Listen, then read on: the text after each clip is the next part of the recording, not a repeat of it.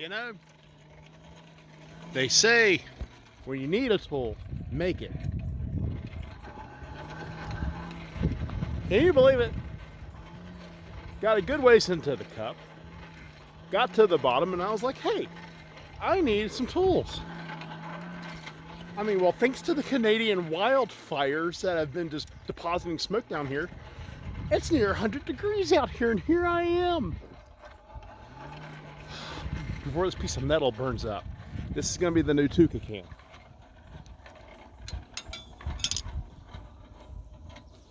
That bad boy. Huh. Good. I can put him in there, let him heat up. So, gonna bend him over. Got the new chisel made, and yes, it is a piece of rebar. Made a smaller one, but and you know what? It's gonna look like this. It is going to stay looking like this, but I do need to temper that bad boy. So we'll stick him in the coals, get him going good, and then get these things done, and then get back into business with the cup. Now for the part that everyone seems to enjoy. Now this is anthracite coal, so I don't have to go and worry about, you know, my cranking, because look at it, it's a furnace in there. This stuff's made, yeah, let's take this, we'll just put it in my oil, boom. Boom, boom, boom. Check it. You don't want no air in there. Oh. Let it boil.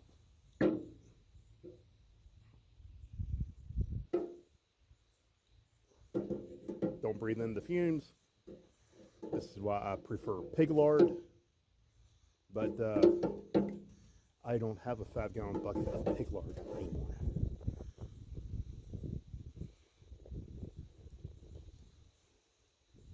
Boom.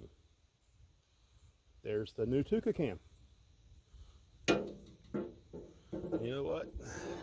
We're just gonna let that set. Look at it boiling away in there. We're gonna let that cool like that. And I've already quenched the big boy. I have quenched him. He is done. Time to sharpen. So, all right. In essence, what we are doing, yes, it's on top of the fire. We are now giving this tool its soul. And mind you, I'm the one that's taking its little bit of soul from. So, you know, it's going to be a slightly wacky, slightly weird, but oh, it's going to be so wonderful for me. And yes, even though this is rebar, you can temper it, much like I'm doing now. Just going to put that a little deeper, put that right there. And what we just wanted to do is slowly soak up that heat till we see the color. And because this is rebar, and because I know the carbon content isn't necessarily as high as, say, 1095 or something, you see it's already changing color, which is good. So we're gonna move it, yep, right there, about what I want. Look at that, it just changes. It never gets old, ever. And a piece of 1095, that's hard enough to cut rock.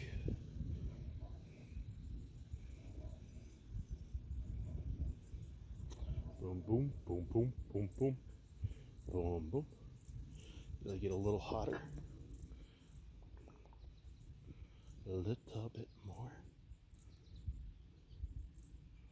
You want it to go just so we start to see some purple.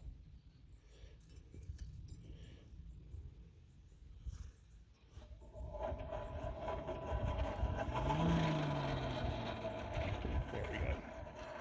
There we go. Back in to the oil. And now we clean it up. Look at that. Look at that. Beautiful. Beautiful. Now for this guy. I'll be back. All right. The Tuka cam is going to be a little different. What we're going to want to do is heat up that shank and get that heat going up there. We don't want to heat up the blade, we want to heat up the shank.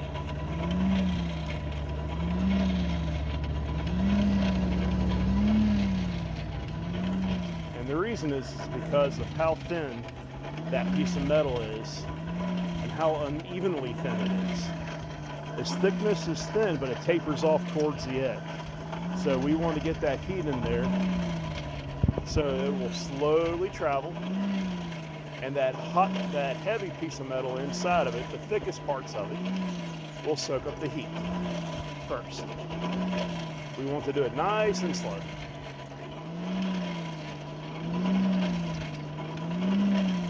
And you'll see that oil start to cook off. Look at it. It's starting to cook off.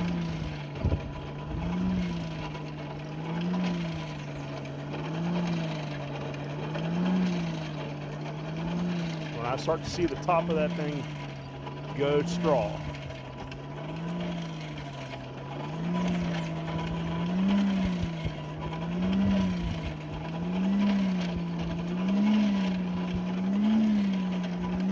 starting to turn.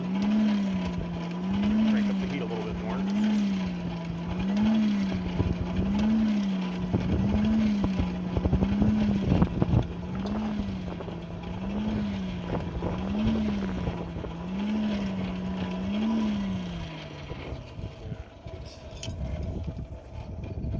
So let's flip it over. Make sure that's going to cook. We're going to get it just a tad bit closer to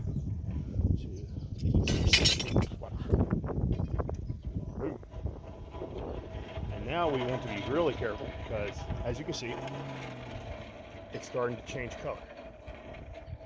It's very gradual. Hopefully the phone picks it up. But see how it's becoming less and less shiny? It's going dull. That's the first set of colors coming up. And we don't want to play with the heat too much. As you can see, it's a whirling inferno. But we want this tool to be easily sharpened. Whoop. Now you see it's changing. Now, see that? We want to stop right there. We want to watch. Look at that. That color is just changing right on up. Right on up. There we go. Help it along a little bit. Just a little bit more.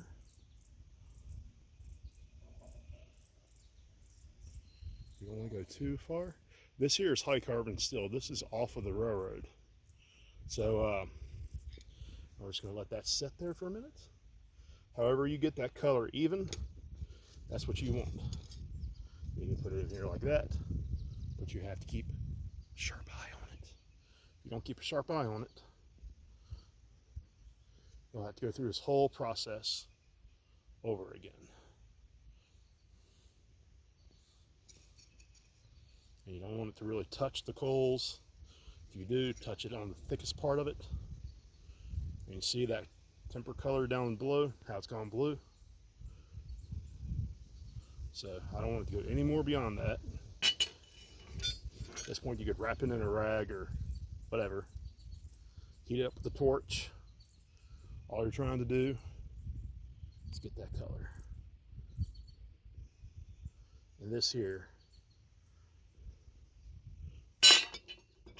will take an edge that you can cut rock with.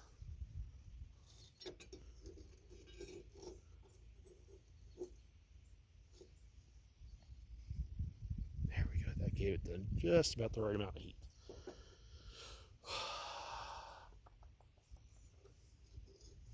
Don't want to go for too long. Too long. Boom. See how it's changing? See how you got that little bit of purple in there? See, hopefully you can see that.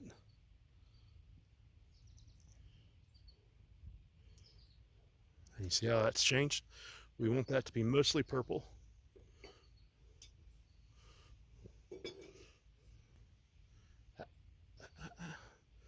From right here, we'll heat this up. And She going in the quench. And there she is. Sharpen it up, clean it up, sharpen it up, put the handle back on it, and she's ready to rock and roll. That is how we temper. That is how we temper our tools. This is the process you go through to get the tools to be able to hold the edge that you want them to hold. And then I'll get back to that cup. Hopefully get back to it today. When you need tools and you don't have it. Again, that's the beautiful thing about what we do. If you don't have the tool and you're willing to learn, you can always forge your tools out. There's, you know, if you need it, you can make this stuff and it's completely unique to you. That's what I love. That's what really attracts me to this, is that every tool I make, it is unique to me, to my personality, to what we do. And it's just, it makes what we do have a deeper connection. For me personally, being able to make up tools that I've forged and use those tools to make an item that people are going to use, that means a lot to me. That is a much deeper connection than, you know, just going out buying the tools. Not that there's any problem with that, not that it's wrong. Not everybody can do this, but if you're able to do it and you're really in love with what you do and you want that deeper connection, well, this is one way to make yourself to have that deeper connection in your art, what you do. All right, here we are. Here's the blank I hollowed out with a couple of chisels I had and an adze. Put those back in there. I ended up drilling all the way through on all of them because I didn't want the rainwater to set there. Here's the big guy I forged out to see if I could figure this tool out. And you can see it gets in there. It does very beautiful. Very nice cuts. But I had a problem, and you'll see that problem was right there at the edge. So I ended up wanting to get a smaller guy so I can get right up there. Start chiseling. Oh wait, and mind you, this is out of that piece of rebar. This is a dirty, manky piece of rebar. We forged the end of it out. We've tempered it, and you can see, and this wood is not green. Anybody that carves wood, you'll notice that this walnut is still black inside, which means it's been setting out here in the sun baking, and it is now a solidly dry piece of wood. And you can see how nice the bench is. It's got a little bit of a wobble, but once when you use it, it's right in there. But yeah, we'll just keep chiseling it down.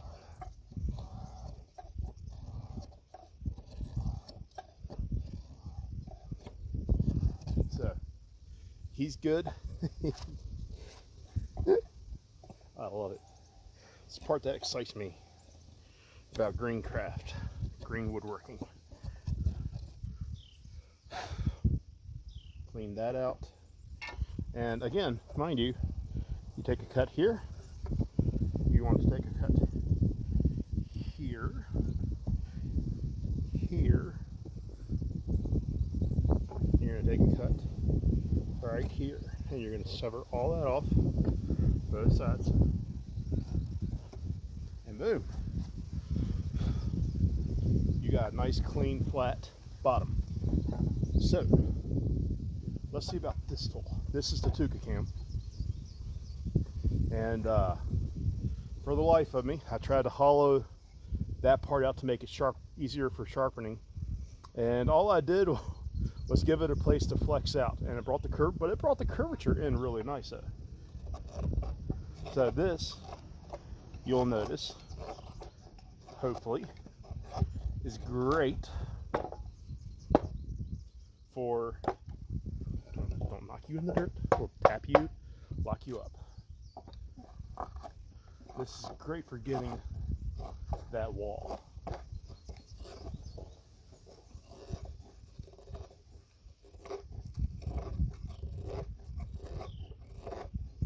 And because it's got 2 edges. Boom. Boom, baby.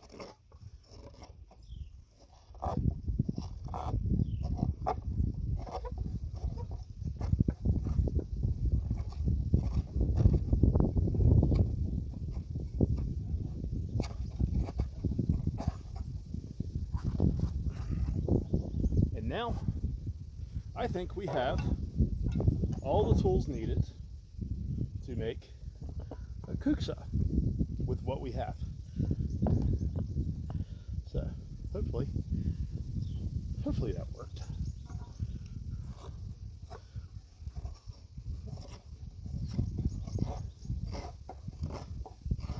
Let's come up here, we'll whittle it away, and you can see this guy, we can come in and we can actually undercut the lip.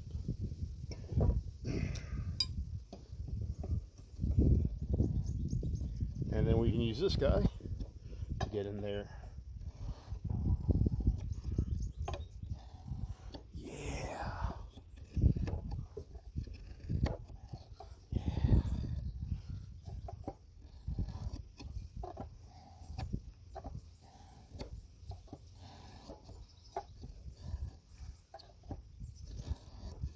Ah.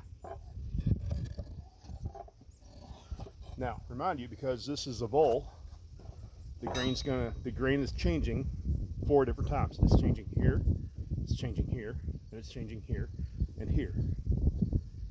So that's what this tool is good for. This tool don't care. This tool can get right in there. Oh yeah.